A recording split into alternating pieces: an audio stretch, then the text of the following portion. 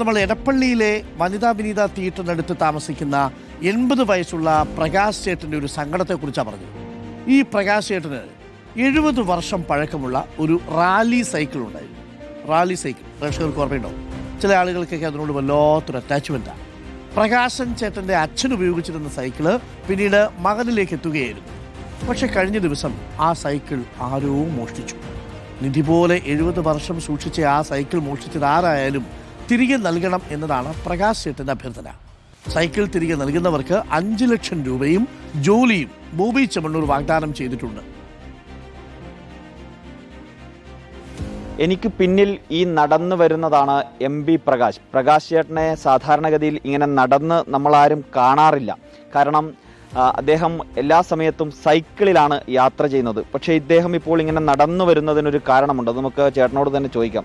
ചേട്ടനെ സാധാരണ ഇങ്ങനെ ആരും കാണാറില്ല. ഇവിടെ കൗൺസിലറായി ഉണ്ടായിരുന്ന ആളാണ്. പക്ഷെ അപ്പോഴും ചേട്ടനെ ഇങ്ങനെ നടന്ന് വരുന്നതാരും കാണാറില്ല അല്ലേ? അല്ല, സൈക്കിളല്ലാതെ ഞാൻ പുറത്തേക്ക് ഇറങ്ങാറില്ല. ഈ വശത്തോട്ടേക്ക് ഇപ്പം ഇതുപോലെ നമ്മൾ വരുന്നതെന്നല്ലാതെ ഞാൻ ആ കടയിലേക്ക് പോകണമെങ്കിൽ പോലും ഞാൻ എൻ്റെ സൈക്കിളിലേ പോകുള്ളൂ. സൈക്കിളിൻ്റെ കൂടെ ഇപ്പം നമ്മൾ മൊബൈലിൽ കൂടെ ഉണ്ടെന്ന് പറയുന്നത് പോലെ അതിനേക്കാളേറെ സൈക്കിൾ എപ്പോഴും എൻ്റെ കൂടെ ഉണ്ടാവും. ആ രീതിയിലാണ് ഇത്രയും വർഷം ഞാൻ ആ സൈക്കിളുമായിട്ട് ജീവിച്ചു പോന്നിരുന്നത്. ആ സൈക്കിളാണ് ഇപ്പോൾ മോഷണം പോയിരിക്കുന്നത്. ആ സൈക്കിൾ കഴിഞ്ഞ തിങ്കളാഴ്ച ചേട്ടൻ ഒരു ജോലിക്ക് പോവുകയായിരുന്നു. അവിടെ വെച്ച് ഈ സൈക്കിൾ ആരോ മോഷ്ടിച്ചു എന്നതാണ്. അങ്ങനെയല്ലേ ചേട്ടാ?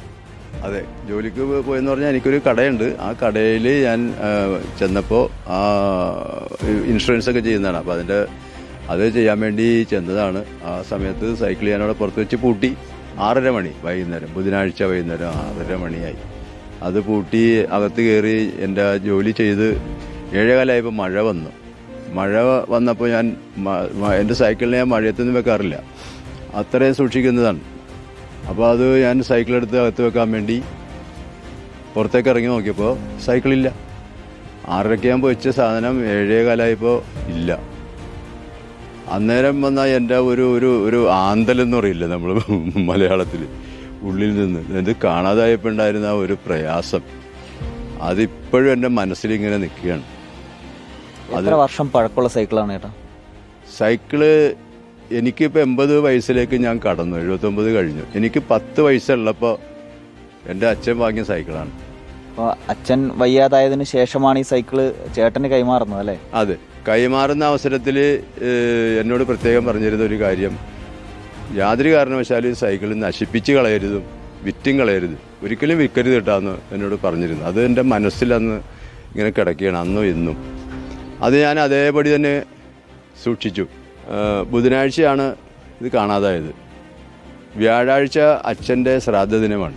അപ്പോൾ എനിക്ക് സത്യം പറഞ്ഞാൽ അച്ഛനും പോയ ദിവസം തന്നെ എൻ്റെ സൈക്കിളും പോയല്ലോ എന്നുള്ള ഒരു വേദന അതെനിക്ക് ഭയങ്കര ഫീൽ. ഞാൻ അവിടെ തന്നെ ഇരുന്നു പോയി. ഇപ്പോൾ ബോബി ചെമ്മണ്ണൂർ ഈ മോഷണം നടത്തിയ ആൾക്കൊരു ഓഫറൊക്കെ കൊടുത്ത് ശ്രദ്ധയിൽപ്പെട്ടായിരുന്നു. 5 ലക്ഷം രൂപ സമ്മാനമായി നൽകാം, ആരും പുറത്തറിയില്ല, ഈ എൻ്റെ നമ്പറിൽ വിളിച്ച് പറഞ്ഞാൽ 5 ലക്ഷം രൂപ നൽകാം, ഇത് മനസാന്തരപ്പെട്ട് വരുന്നതാണെങ്കിൽ ഇനി അങ്ങോട്ട് ജീവിക്കാനുള്ള ജോലിയും നൽകാം എന്ന ഓഫറൊക്കെ അദ്ദേഹം കൊടുത്തത് കണ്ടായിരുന്നു.